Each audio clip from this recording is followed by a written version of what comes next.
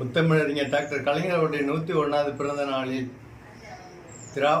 வேதாரண்ய சட்டமன்ற தொகுதி பெரிய ஊராட்சியில் அசோக்குமார் பேசுகின்றேன்.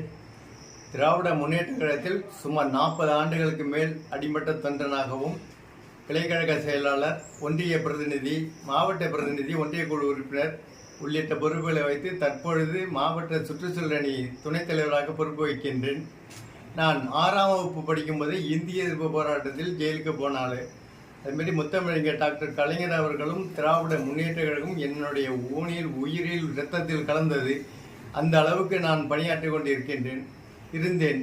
ஆனால் கடந்த நாடாளுமன்ற தேர்தலுக்கு அடிப்பட்ட ஏழை எளிய மக்களிடம் செல்லுகின்ற பொழுது முத்தமிழறிஞர் டாக்டர் கலைஞர் அவர்களுடைய உரிமைத் தொகை பல்வேறு ஏழை எளிய மக்களுக்கு கிடைக்கவில்லை என்றும், அதேபோல் முத்தமிழறிஞர் டாக்டர் கலைஞர் அவர்கள் தொடங்கிய ஏழை பெண்களுக்கு திருமண உதவி திட்டம் கிடைக்கவில்லை என்று கண்ணீர் வடித்த காட்சி என்னுடைய மனதை விட்டு அகலவில்லை.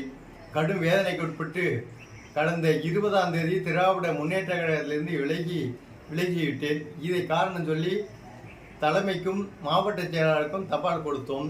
இன்னைக்கு 41 நாட்கள் ஆகின்றது. தலைமையும் என்ன என்று கேட்கவில்லை, மாவட்டமும் கேட்கவில்லை.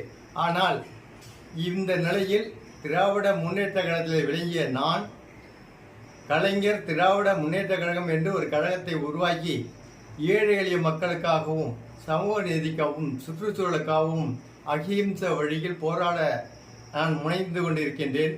இதை முத்தமிழறிஞர் டாக்டர் கலைஞர் அவர்களுடைய பிறந்த நாளில், பிறந்த மண்ணில், அதாவது அருகே இருக்கின்ற திருக்கோயிலில் சென்று வணங்கி அஞ்சலி செலுத்தி தொடங்கி இருந்தேன்.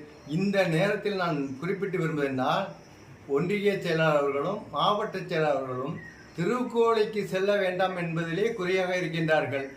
அடிமட்ட தொண்டர்களின் கோரிக்கையோ அடிமட்ட ஏழைகளின் கோரிக்கையோ சொன்னது அதை காதில் வாங்காமல் என்னை திருக்கோவிலுக்கு செல்வதை தடுப்பதில் மட்டும் மும்முரம் காட்டினார்கள். அதையெல்லாம் மீறி இன்று அதிகாலையிலே நம்முடைய வைரமுத்து அவர்கள் குறிப்பிட்டது போல கற்களிலே கண்பிடிக்கும் திருக்கோவிலில் சென்று 5:30 மணிக்கு சென்று அதிகாலையில் முதலாக முத்தமிழறிஞர் டாக்டர் கலைஞர் அவர்களை வணங்கி அஞ்சலி செலுத்தி கலைஞர் திராவிட முன்னேற்ற கழகம் என்ற அமைப்பை தொடங்கியிருக்கின்றோம். கலைஞர் திராவிட முன்னேற்ற கழகம் என்ற புதிய கட்சியை இன்று தொடங்கியிருக்கின்றோம். நாங்கள் காலையிலேயே திருக்கோளை சென்று கலைஞர் பிறந்த மண்ணில் தொடங்கி இப்பொழுது எங்களுடைய இல்லத்தில் நம்முடைய முத்தமிழறிஞர் டாக்டர் கலைஞர் அவர்களுடைய சிலையை திறந்திருக்கின்றோம். இதை மீடியாக்களும் கலைஞர் திராவிட முன்னேற்ற கழகம் என்பது வேதாரண்யம் சட்டமன்ற தொகுதிக்கு மாத்திரமோ அல்லது நாகப்பட்டினம் மாவட்டத்துக்கு மாத்திரமோ கிடையாது. தமிழ்நாடு முழுவதும் அரசு தேர்தல் கமிஷனுடைய நடைமுறையை பின்பற்றி நாங்கள் பதிவு செய்து அதுக்கான கொடி சின்னங்களை உருவாக்கி அனைத்து மக்களுக்கும் போராட தயாராக இருக்கின்றோம்.